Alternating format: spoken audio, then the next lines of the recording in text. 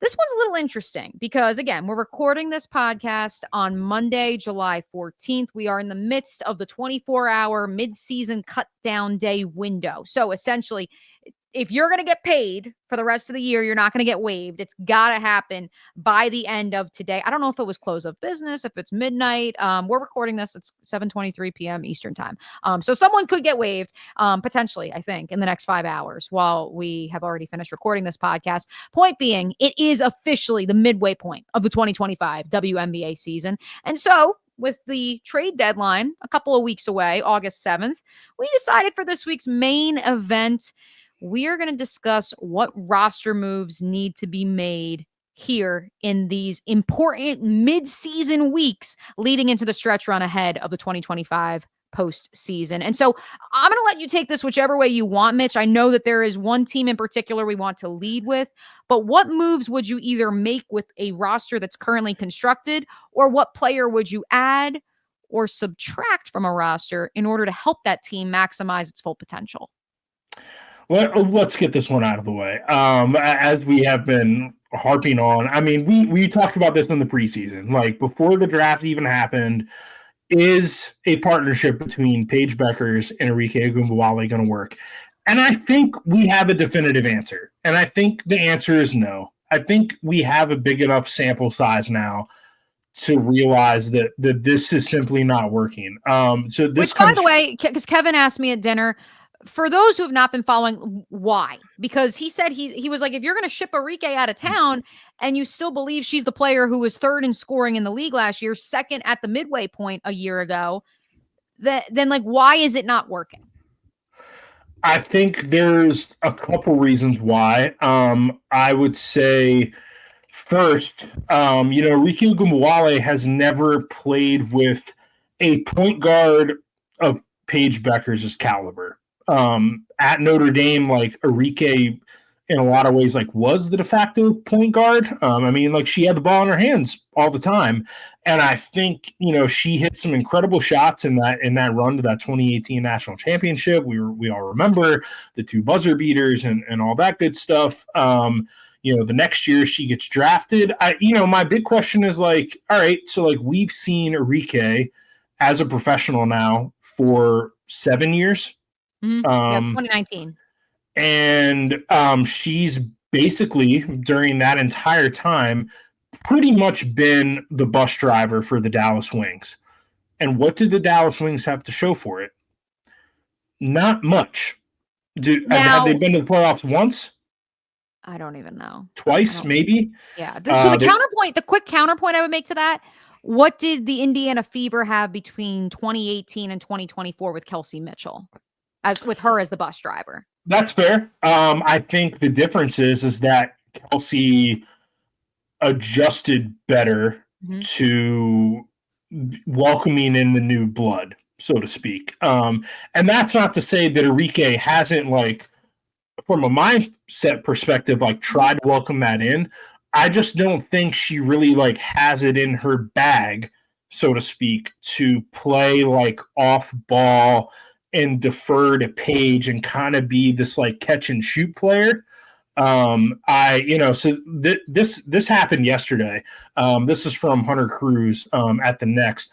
Arike Ogunbowale is the first WNBA player in a decade to shoot 0 of 10 from the field or worse with a -20 plus minus, and just the 5th player in league history to do that.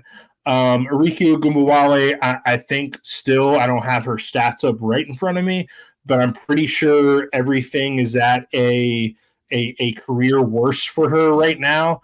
I think it's pretty, like, easy to explain, like, how she was able to lead the league in scoring or be one of the top leading scorers in the league the past couple of years. Is like, she had the ball in her hands, all the time on a bad team. And it was kind of just like, all right, well, we'll just let Arike get her like 20 to 30 and then we'll stop everybody else and, like, it'll be fine. Right. Yeah. I mean, a year ago this time, we were debating whether or not she was the big snub from Team USA, not Caitlin Clark. Right. Yeah. Career worse in field goal percentage, scoring, points per game, 3-point percentage. She's shooting 29% from 3-point land. I think it's time to just cut bait with her. Like, there's a real possibility that there's this old Bill Simmons thing about, good stats, bad team guy. Yep. Enrique Ogunbowale might be that. Or he just might be a better fit on another team. I just think if you're Dallas, you have this core of young players now. When you talk about Paige Beckers and Isaiah James and JJ Quinterly and Lee, the forward they got in the trade. You have this core of players, and like it's very clear that like this is your future, right? And like I just don't think Enrique Ogunbowale is going to be a part of their future. Like it doesn't strike me that like that's somebody that they would re-sign in free agency. So I would just get whatever you can for her now, and just lean all the way into your youth movement.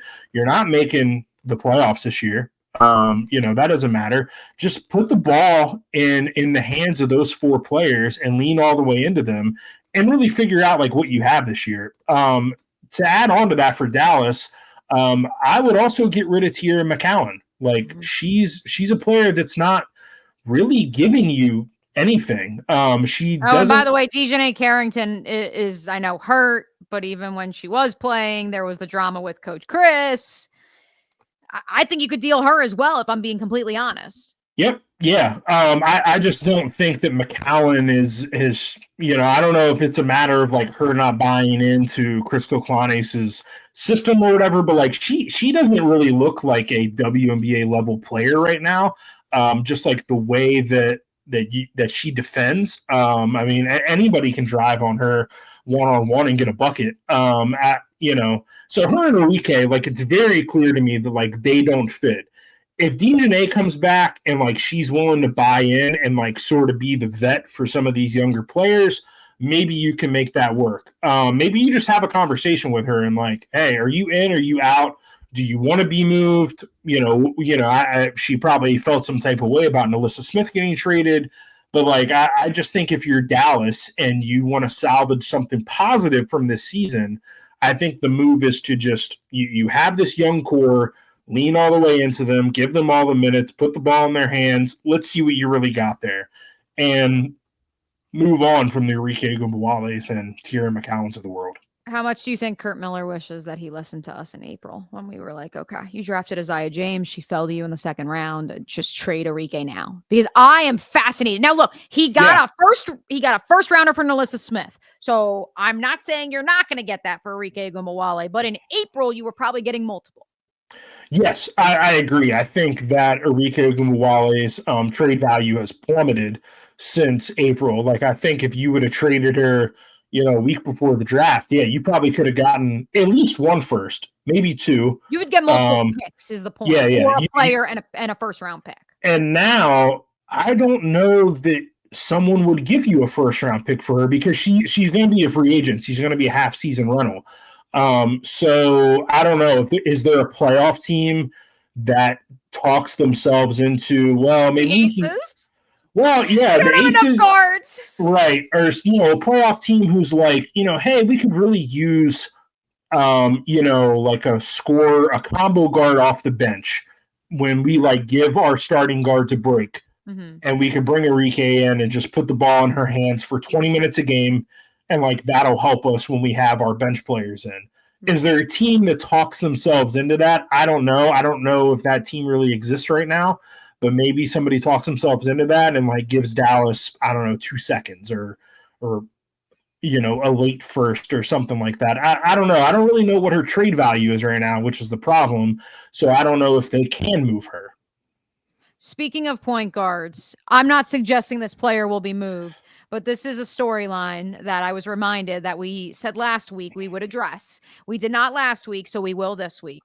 Mitch, the floor is once again yours. Hailey Van Lith, you've already made the case that if the Chicago Sky are picking in the lottery once again, they should be trying to get Olivia Miles as their next point guard of the future to pair with Angel Reese, which means that they swung and missed on their first round pick this season.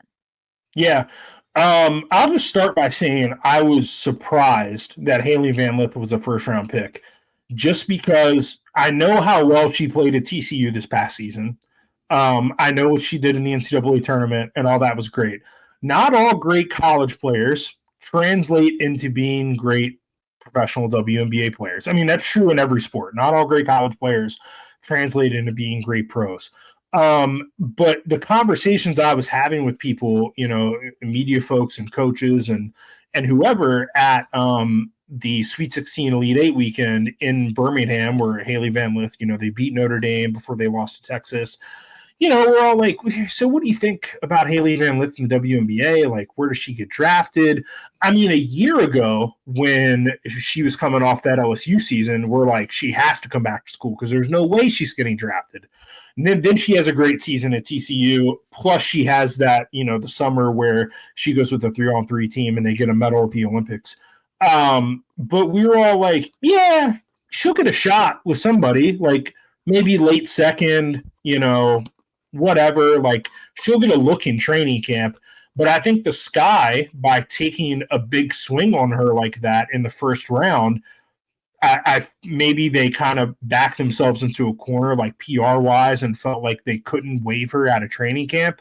And then Sloot gets hurt, so then you have to play her. It's like the break in case of emergency thing, and she just hasn't been that good. Like I look at like some of her like per game kind of numbers here, and basically between June 7th and so this is a 1, 2, 3, 4, a 5 out of 6 game stretch.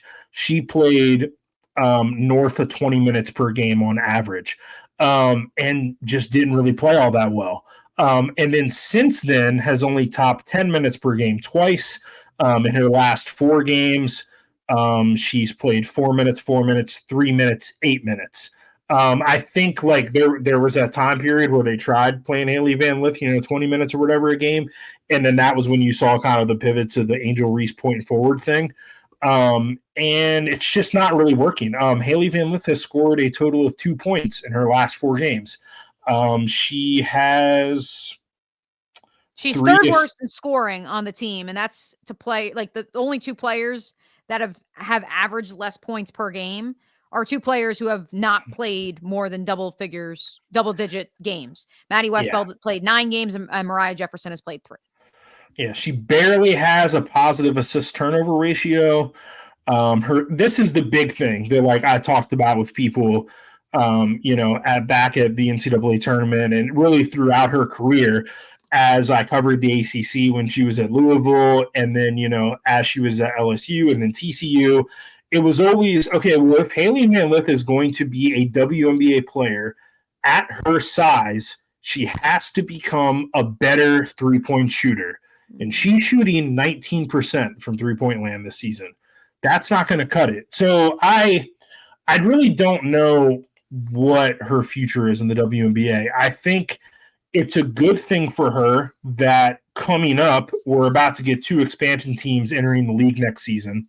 So now you're talking about what's that, 24 more roster spots, 12 apiece, for the Toronto Tempo and the unnamed Portland franchise. So I think that she'll probably get another look next season. I would expect that Chicago leaves her unprotected in the expansion draft. But do you think one of those 2 teams takes her?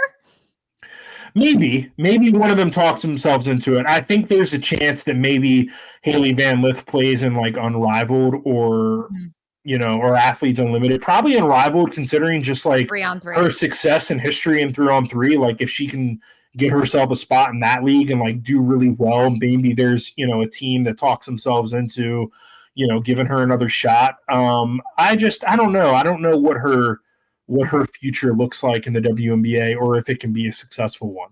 Well, what adds salt to the wound and to combine these 2 potential roster moves together, Isaiah James, double-digit scoring, 6 of her last 7 games. JJ Quinterly, double figures the last 5 times out. And both those players were taken after Haley Van Lith. And I understand that Isaiah James plays a different position. JJ Quinterly plays the same position.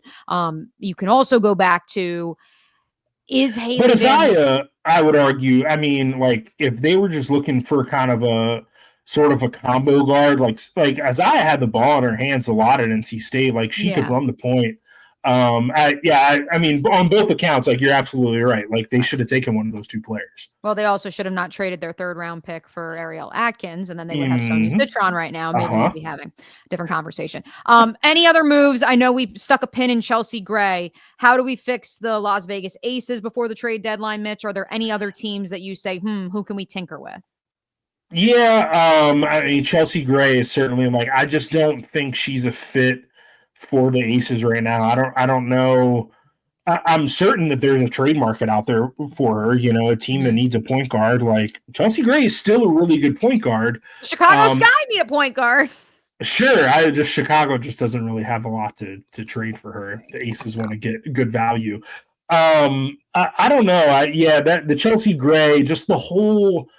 I just think the Aces made a big mistake by trading Kelsey Plum for Jewell Loyd. It just hasn't really worked out really for either party yet. Like, you know, I mean, Seattle's fine.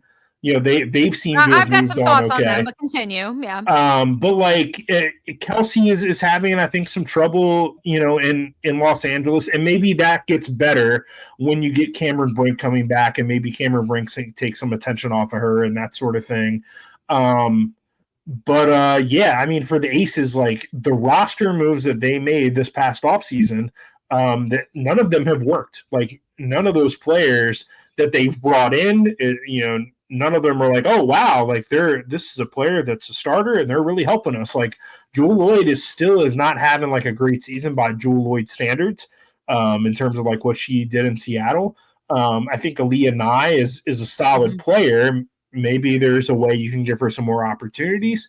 I just think that maybe the Aces need to take a long look in the mirror this offseason and figure out, okay, how can we rebuild this roster around Asia Wilson and Jackie Young? Like those are your two cornerstones. Figure out how to maximize their talents. I just think the roster is it's top heavy. You've got these known commodities, and then that middle part of the Oreo, if you may, that we didn't talk nearly enough about last year between the Kate Martins, the Sid Colsons, the Tiffany Mitchells of the world, the Alicia Gray, or not the Alicia Gray, the Alicia Clark. I'm going to get to her here in a second. Like we don't talk about that middle part of that roster the last 3 years, which was the reason it was a championship roster, not just because you had the best player in the world and you also had one of the best point guards and two great guards on either side of her. Yep. There was a lot of pieces on those championship Aces teams that I think were underrated and maybe overlooked, and they're not there anymore. And now they're really starting to feel it. And so one of those pieces for me, if I can give a fourth build a roster situation, I really like what Tiffany Mitchell has brought to Seattle. I've only watched, the 2 games that she's been in Seattle for up to this point. Again, we're recording this on Monday the 14th. I am fascinated to see what her coming into the lineup, averaging over 21 minutes per game in those first 2 games with the Storm. I'm fascinated to see what that means long-term for the rest of that bench. They're obviously not giving up on, and I know it's a different position, but they're not going to give up on Dominique Malonga, the number 2 overall pick.